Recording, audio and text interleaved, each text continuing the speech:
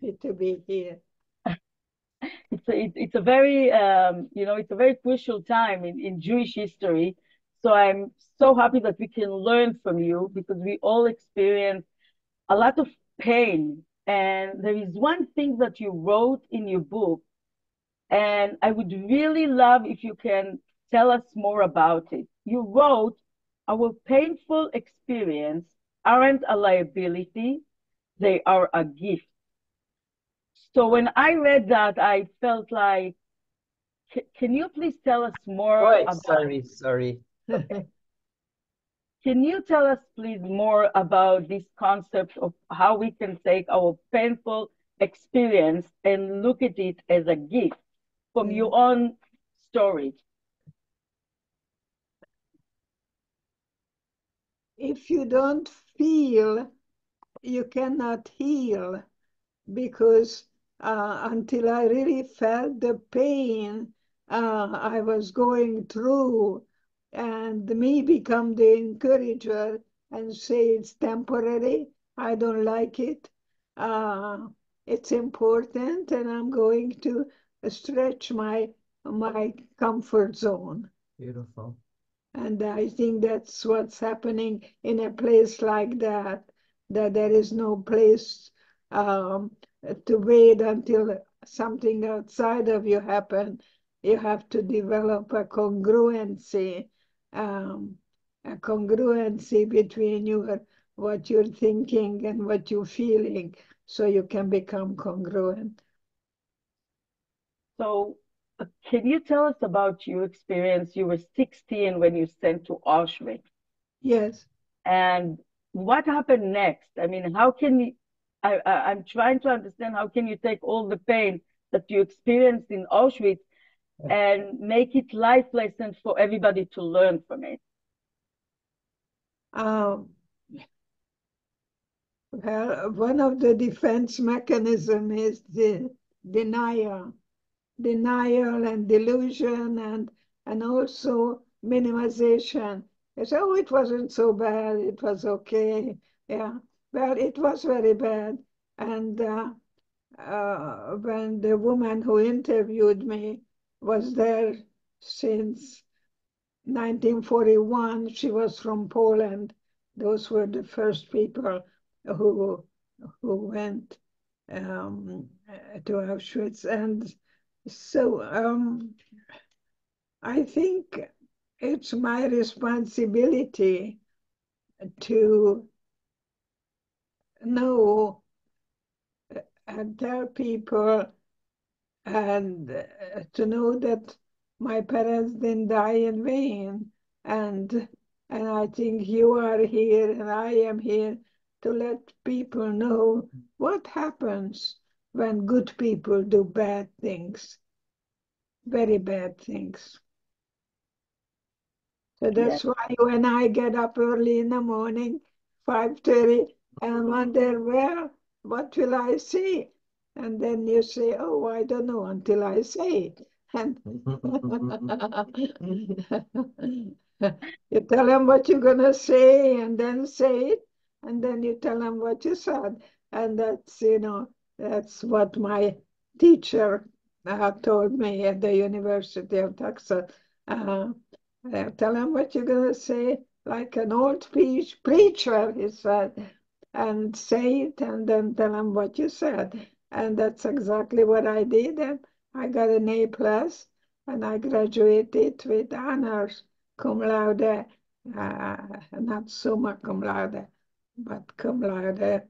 Uh, I, uh, I am today also very responsible, because when I talk to you, I hope I'm doing well by the other people who don't have such an opportunity as I do. Um, I do all I can to let people know that love comes from the outside. Don't wait for someone to make you happy. I don't even know what that word is. Uh, I think it's important that I become a parent to me, and I don't drink or I don't smoke, We have choices, and the more choices we have, less we ever gonna feel like a victim. I was victimized. It's not my personality, but I'm not a victim as a person. It's not who I am. It's what was done to me. And I think I owe it to my children and grandchildren and 7 great-grandsons. So that is the best revenge. And it's April 20th is Hitler's birthday. So I want to ask you about time and healing, because you wrote in your book, time doesn't heal. Because you often hear people say, "Oh, time will heal it." So No, what is your take? time doesn't heal anything. I think it's important for me to be responsible and let people, young people, know what happens when good people do bad things. I think this is important, and it's my calling. It's It's like you my, say, it's what you do with the time. it's not the time, it's what you do with the time. Yeah. Time doesn't heal, it's what you do with the time. That's for sure. For So, me, so can you teach us how can you find a place in your heart to forgive? When somebody is doing something bad, how can you find the energy to forgive? it's a very good question. Um, you dig as deep as you can and uh, and and pray for the enemies because they were beautiful, loving children at times, and then they were brainwashed, and they were brainwashed to hate me. So, I tell people I went to have steak at Ruth's Steakhouse many years ago, and then The cobblestones. pardon me, The cobblestones triggered you. the cobblestones that, yeah, and also uh, the word I'm trying to explain is to trigger. What triggers what? And so I was triggered when I was walking in Germany. Children were spitting at us and calling us Schweinehund. That means we were dogs, not even Pig dogs. people. Um, and I felt so sorry for the children because they were taught to hate me. So when somebody is doing something bad to us, we are seeking for revenge, right? This is what we taught. That's what you were taught. And then you say, maybe I can do it my way. And not what I do, but how I feel afterwards. So how can we overcome this feeling of revenge? Somebody is doing something bad to me and I want to get revenge. But why should I sing that low? Good one. Beautiful. Got it. So you say think high, higher than they are. Yes, I meet them where they are, but then I treat them as if they were what they are capable of becoming. And that is my truth. It doesn't mean it's your truth. So I think we can exchange today philosophies. It doesn't mean I'm better than or less than. We're human beings, and therefore we're not perfect. Perfectionism promotes procrastination. I'll think about it tomorrow. I'll think about it tomorrow. Um, I don't think about it at 96 about tomorrow. I live in the present. I can only touch you now. There is one thing that I read in your book that I would love if you can explain it to us. You said in your book that you were more free than Mengele was when it's something that I'm trying to understand. If you can tell us more about it. The word understand is very academic. You have to go to the classroom to understand whatever I was understanding. And that was said to us, the Latin teacher, when I was in high school. You remember a special teacher that taught you something you still carry with you. And I think our time together will trigger feelings, and feeling gives you healing. And you cannot heal what you don't feel. So don't medicate feelings. It's okay to feel, just don't get stuck in it. Don't set up household in it. Yes. And as Edie says, forgiveness is something that you do for yourself. She doesn't have the godly powers. You tell them, Edie. Yes, exactly. I can only speak for me. I cannot speak for my sister or anyone else.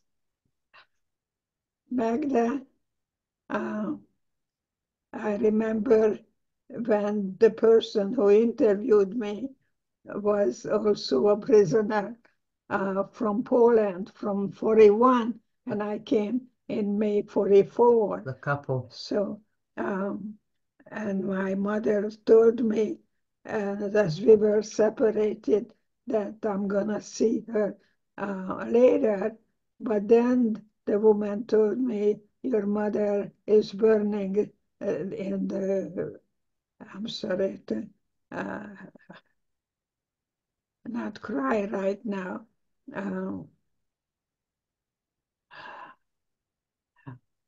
But I do teach people how to be a good parent to you. And because children don't do what we say, they do what we do. And I think it's important for us to be good role models. I hope to be a good role model at 96, that I do exactly what I say rather than saying one thing and do another, because that spells hypocrisy. Wow, that is so powerful. Your message is so powerful, especially because you've been through hell. You know, sometimes we meet people and we say, oh, I've been through hell. No, we haven't been through hell. You've been through hell, and still you find inside of you so much love to other people. That is the huge inspiration for me. That's something so unique. So I have here my own teacher. Her name is Sarah Abel, and she would love to ask you some questions. Sarah. Sarah, תפתחי. This is her teacher. Yes, this is my teacher. Sarah. Yes. Hello, Dr. And she's going to ask you questions. Oh, how wonderful to meet you. You're a wonderful role model. It is my honor and a huge honor and huge pleasure. And thank you, Orly, for enabling this meeting. It is a huge gift, a huge gift. So I would like to ask you about the second generation of Holocaust survivors. Yes.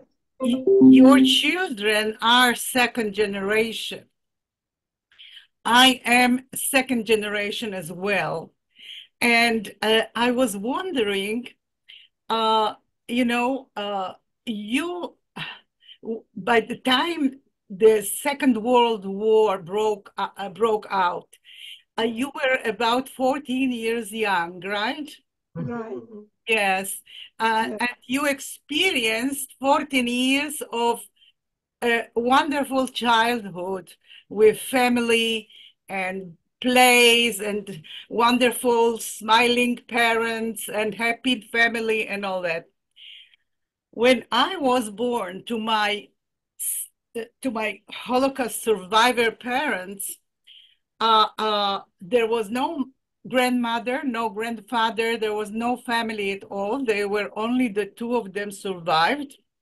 So as a child, I have experienced in my fantasy of a child many stories that I heard from them about this horrible Holocaust. And I believe that I am post-traumatic second generation of Holocaust survivors, because I didn't even have the 14 years of a family. There was absolutely nothing there.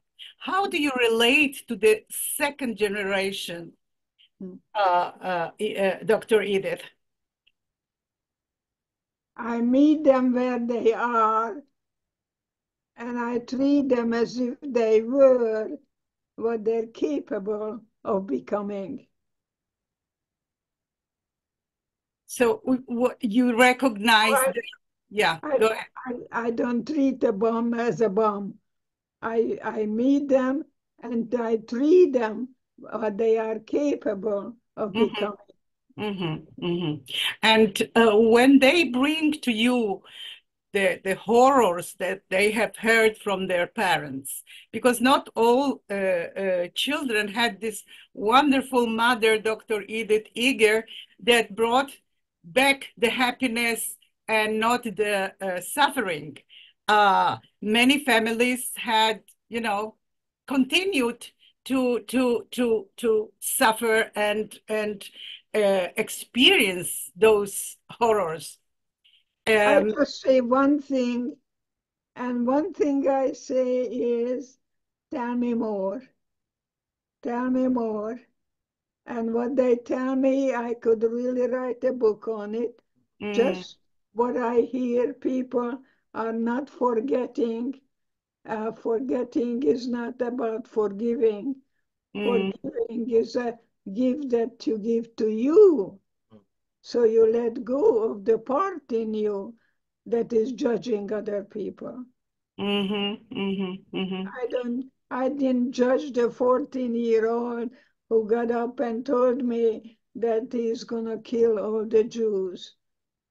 And just tell me more.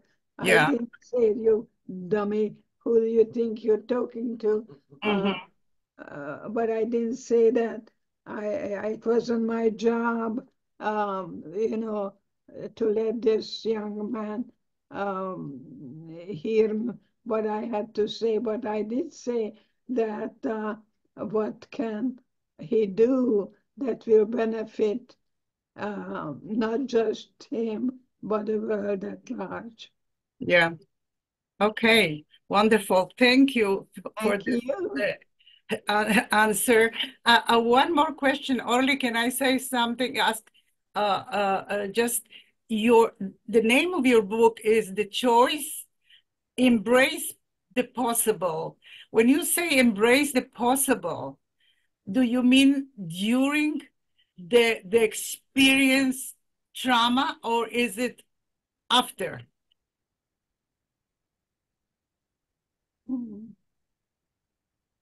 The choice, embrace the possible. She's asking you the meaning of the choice, embracing the possible. The meaning is that whatever you learn, you're getting it as a gift. That now you can look at midlife crisis. You say to yourself, I'm going through a midlife transition.